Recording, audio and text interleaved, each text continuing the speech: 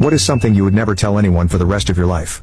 1. When my brother was courting his now wife, he wanted to give her a handmade scarf. Seeing that others were giving hand-knit scarves, he tried knitting one himself but failed miserably. So, he bought one online and asked the seller to make it look a bit flawed. When his girlfriend received the scarf, she was moved to tears, thinking it was a genuine gesture of love. Now, whenever they argue, she puts on the scarf and sits quietly, and my brother always gives in, thinking the scarf might give away its secret.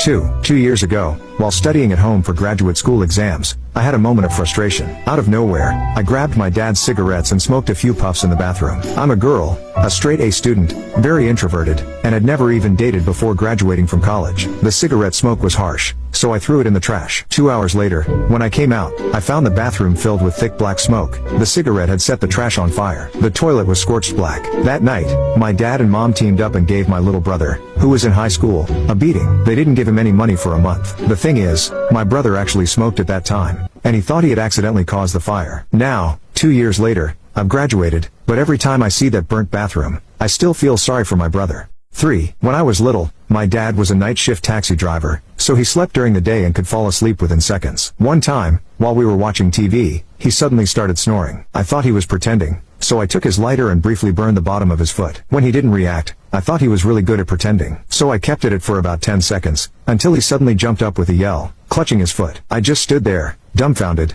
still holding the lighter. The beating that followed is